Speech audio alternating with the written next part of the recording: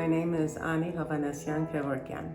I'm an Armenian American, the granddaughter of survivors of the Armenian genocide, a genocide that took a majority of the Armenian people who had lived for thousands of years and thrived until 1915, when, living under Ottoman rule, the leaders of the Ottoman government set out on a plan to annihilate the Armenian people. 1.5 million Christian Armenians were killed because they were Christian and Armenian, living in a Muslim empire. But miraculously, my grandparents, Kaspar and Sirun, my grandmother, Khunguhi, and my grandfather, Hovagim, survived the genocide, and they spread all over the world and created life anew. And that's why I am here, 105 years later. I heard so many stories. My grandmother's silent tears, my grandfather's screams from nightmares in the middle of the night. I grew up with the stories of torture, but also the stories of survival and of rebirth, and I was part of that rebirth.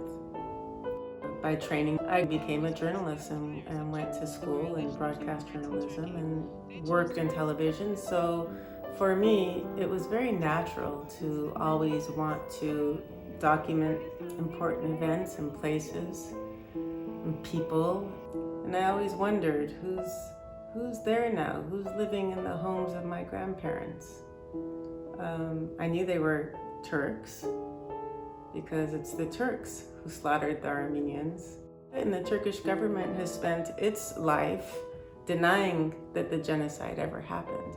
So when you grow up knowing that the genocide was so real, living it, seeing it, feeling it from your grandparents every day, while living a beautiful American childhood, the call to go to those lands, the call to go and meet your maker almost, and meet your breaker almost, to face it, to feel it, to live it, that becomes a very strong call.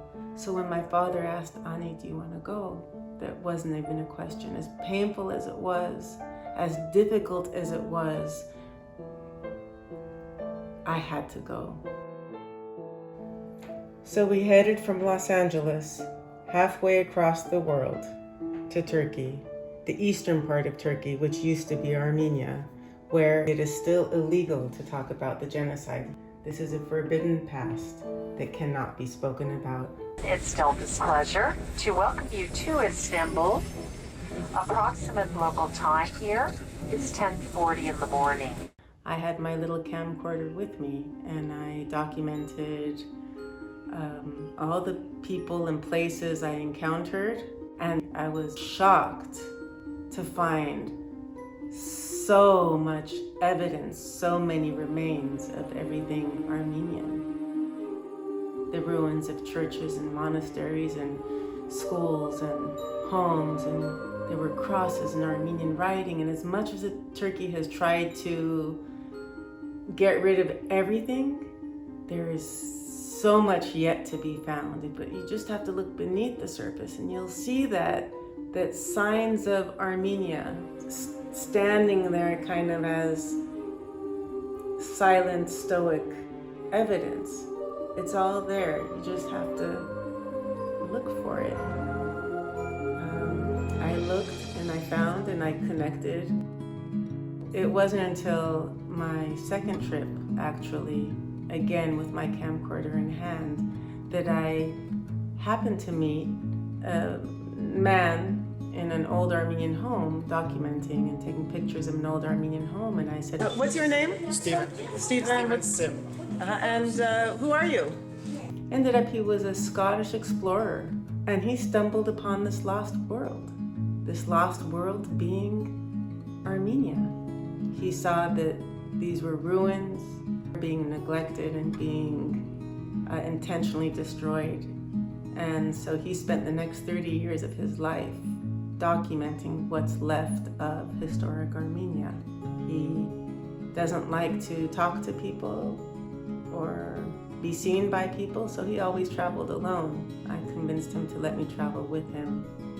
So I became the Armenian in Search of Home. I became the documentarian. I became the camera person. If anyone knew that I was shooting a film about the Armenian past there, it could have been a very dangerous situation. I'm looking for Ermeni.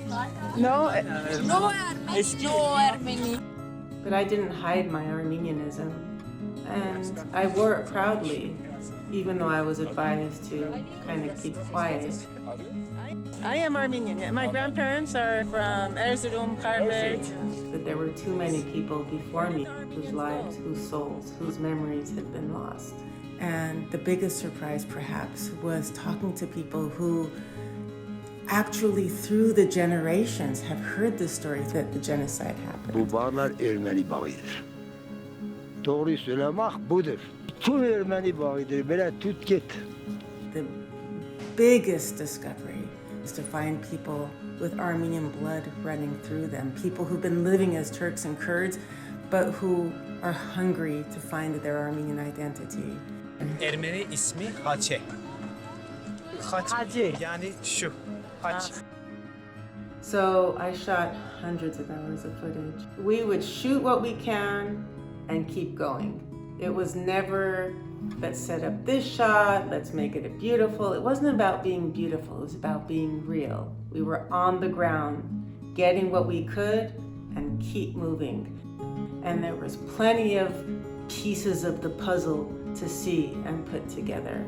I kind of did it all myself. The interviewing part was very natural to me, but the post-production is something that I've never had to do. And now I've had to learn to do it in a very big way. It's taken a few years, but I'm finally at the finish line. And I have sent my film into a few film festivals and was selected to participate in Los Angeles and Montreal and Toronto. And the response was overwhelming. And to see the audience reaction, to see how they connected to the film and reacted with tears and joy and emotion. And it was selected as one of the Audience Choice Awards and runner-up for Best Documentary. It means something bigger than me. And it in itself is part of the evidence and is part of the voices that were silenced. These stories will live on.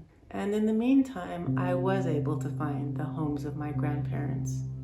The homes that are no longer there, but the soil is there.